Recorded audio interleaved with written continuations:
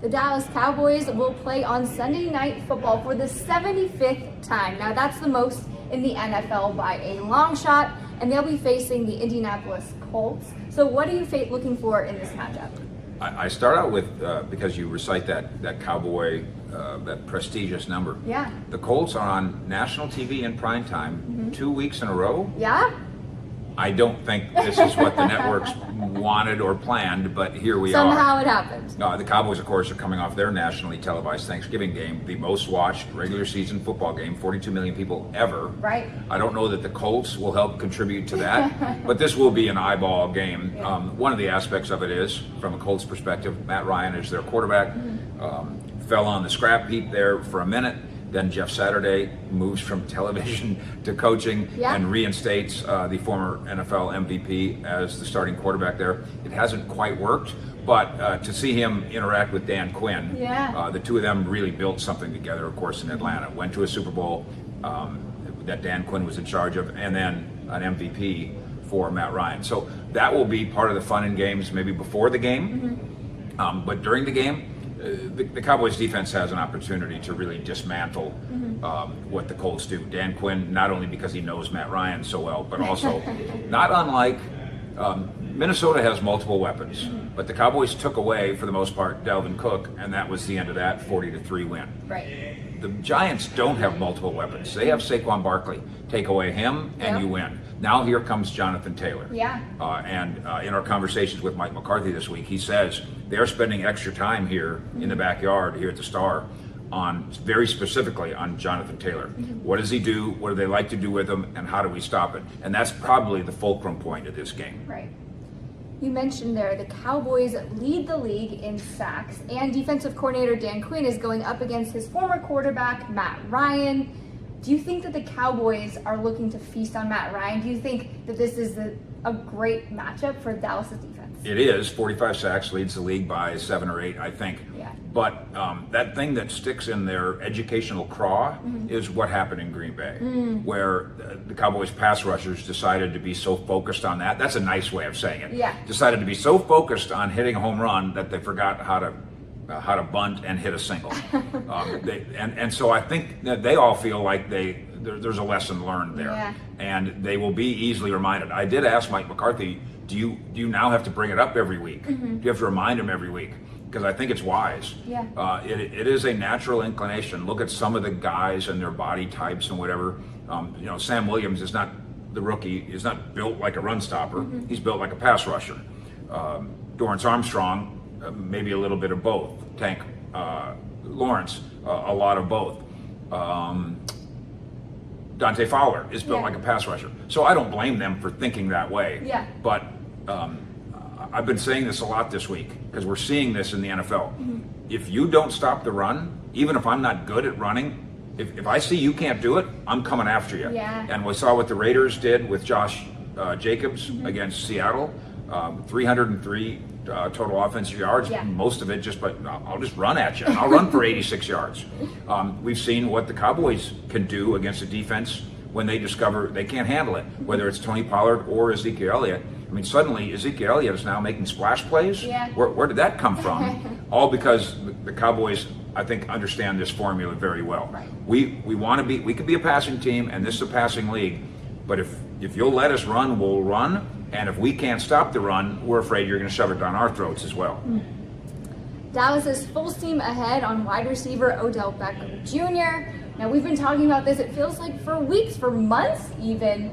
Do you think that if the Cowboys do get Odell, it moves the meter at all for them? October 24th was the day that we started taking this seriously, and we did that because Michael Irvin, I believe, helped the Cowboys decide to take it seriously and helped Odell Beckham Jr. to see the light, that this could be the right place for him.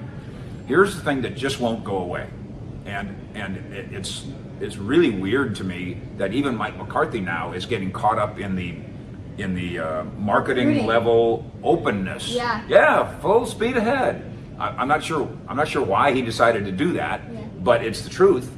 And maybe even that's why. Yeah, that's a good point. The truth maybe sets Mike McCarthy free around here. Right. The Odell airplane incident. Can't be ignored. I don't think it can be ignored. Mr. Jones seems to think it can be. And maybe they contacted him and addressed it. But just before you fall asleep, you travel a lot, I travel a lot. Before I fall asleep on a plane, I buckle my seatbelt before so they don't have to wake me up. Yeah. And whether it's ignorance or arrogance, something drove that. And I think the Cowboys, the Bills, and the Giants and the rest need to get real answers and not just slough it off. If you talk to NFL people about where this can go, Cowboys and Beckham or any other team, the knee keeps coming up. And I've had this conversation with McCarthy. Do you make him run routes? Yeah. And the Cowboys don't have an answer for that yet. They better hurry up because on Thursday, the Giants are going to need to know their answers. On Monday, December 5th, the Cowboys are going to need to know the answers. I can't give them a penny if you can't run. Yeah. And there's a bunch of people saying this would be a great signing for next year. Yeah. Sign him now, and then you have him next year. That's not at all what Jerry Jones has in mind. They want to win now. If he says no, I don't want to go run routes. I'm not ready to run routes. That doesn't kill the concept, but it certainly skews what the plans were for the Cowboys as it relates to OBJ. The Dallas Cowboys are entering the final stretch of the NFL season, and right now they're third in the NFC, and they're chasing the Philadelphia Eagles in the NFC East. So when you look at this team, what do you think needs to be improved for them to really make that playoff push? If you look at what Philadelphia does really well, and obviously Jalen Hurts has developed himself into more than just a fun toy on offense. He's a quarterback now. Yeah. And he always said he would be. There was talk at one point before he got drafted about, well, maybe he needs to change positions. And he goes, no, I'm fine. And he was right. Yeah. He's more than fine. And then the weaponry they have around him. It's working. Yeah. I don't know if they're going to catch the Eagles. I think the Eagles have demonstrated from the very start. They played Detroit in week 1. Detroit scores 1 million points. So the Eagles score 1,000,001. Then in another game, they play the Colts, and the Colts aren't very good. Yeah. And the Colts only score this many points. Yeah. So the Eagles scored this many. Right. They are finding ways to get it done. And at 10-1 as we enter this weekend, the idea that you're 2 games down, you're going to catch them, you're going to beat them, and you're going to leapfrog them, I don't think that should be in the Cowboys' vision right now. Right. That's where trap games come from. I think the Cowboys need to think about playoffs. Yeah. And the Giants, the Eagles will get here soon enough. Yeah. But Christmas. yeah, but what they have in front of them now is 3 bad teams. Yeah. And 3 bad programs, all in the AFC South. Combined record of, as we enter this weekend, of something like 9-23-2. Yeah. This is the shot. This is it. Yeah. So, Eagles, no. AFC South, go dominate the AFC South. Do it in a way where you're integrating James Washington if he comes back as his 21-day window gets activated. Do it in a way that you get a lead and some of the kids get to play, so they can get some scar tissue as they get ready maybe to have to contribute in a playoff game atmosphere that they never participated in anymore. Protect some guys who are injured. Again, you got to get ahead 30-0 before you want to do that. But that's what this next 3 weeks can be about. And then the playoffs and the rest will take care of itself.